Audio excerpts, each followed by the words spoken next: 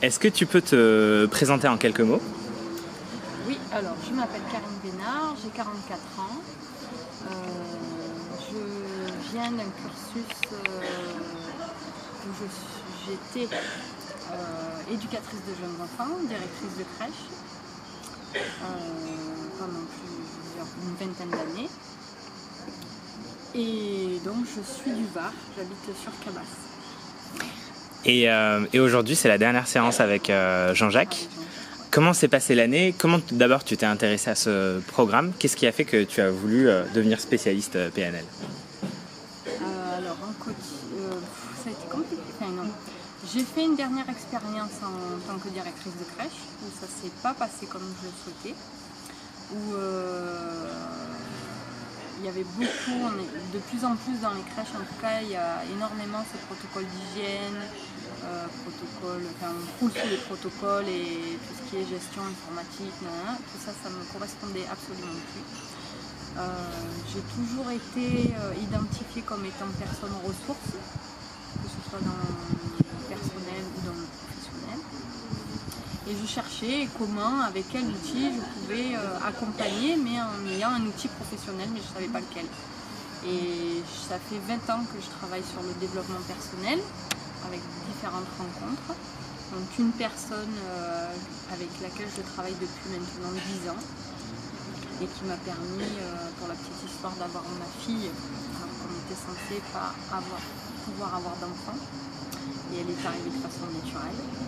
Et un jour, elle m'appelle et elle me dit, écoute, on me dit de te donner l'info, d'aller chercher dans les métiers du coaching en développement. Et moi, franchement, c'est quelque chose dont je n'avais jamais entendu parler, qui faisait pour moi écho à un côté très business ou très sportif, puisque je ne suis absolument pas mis dans l'autre. Et je me suis dit, mais pourquoi elle me donne cette info? À quoi ça correspond? Et je pense que si ça avait été une information de quelqu'un d'autre, je ne l'aurais pas entendu. Mais comme ça venait d'elle, il y avait forcément un sens à ça. Donc j'ai commencé à chercher sur internet les écoles de coaching, à quoi ça correspondait, qu'est-ce qu'il y avait à l'intérieur de ça, quelle était la profession et les contenus de formation. Et puis j'ai fait une autre rencontre par l'intermédiaire d'une amie, d'une personne qui travaille sur les énergies des couleurs. Et j'avais besoin de clarifier un petit peu où j'en étais, quoi. Et donc je lui parle de ça, de cette histoire de coaching. Elle me dit, bah, écoute, justement, moi je sors d'une formation Ennéagramme que j'ai fait avec un homme exceptionnel qui s'appelle Jean-Jacques Berger. Je pense que c'est quelqu'un avec qui ça pourrait bien passer.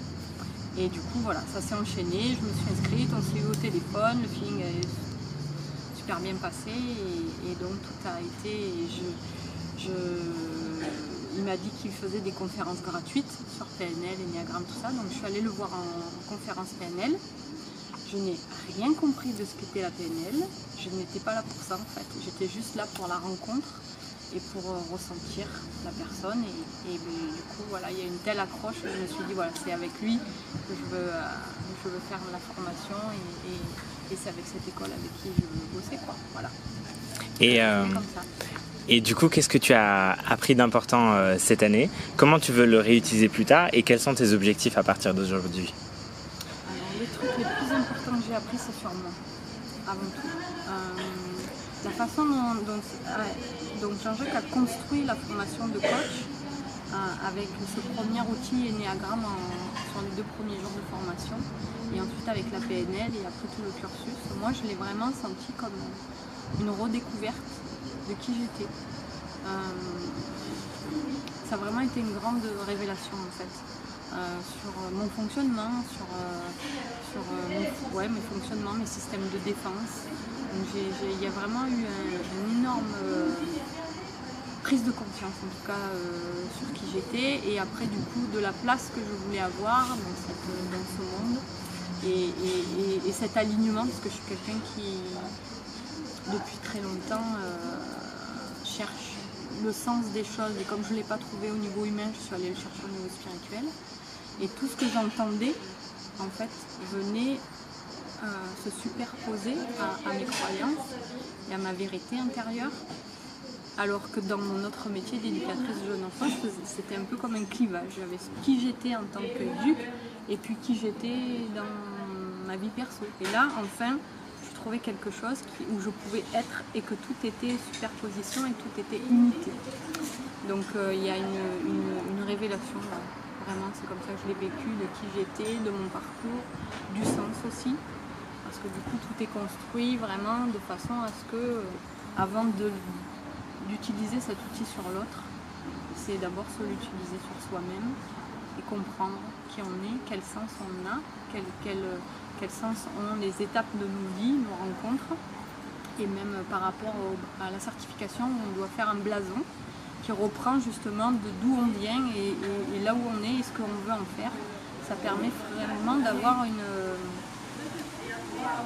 lecture sur sa vie, sur le sens qu'on a de sa vie. Et pour moi, ça c'était hyper important. Donc ça a été une super belle formation, une très belle rencontre aussi, parce qu'on a vraiment un groupe particulier où il y a eu cette liberté où chacun pouvait s'exprimer dans ce qu'il était.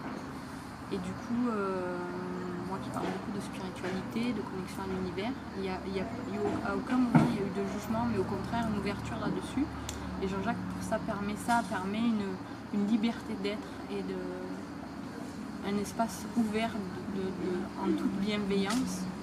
Et du coup, ça prend toute sa place et on peut vraiment apprendre à se retrouver, à savoir qui l'on est, à échanger et dans un écran de sécurité, de bienveillance. Et ça, du coup, ça permet des choses, je pense que dans la vie quotidienne, c'est compliqué à trouver tout ça. Donc ouais, c'est un très très beau parcours. C'est beau, Jean-Jacques. Une belle personne avec tout un parcours aussi où il se livre aussi. Donc ça permet aussi ça. Le fait que lui se livre en tant que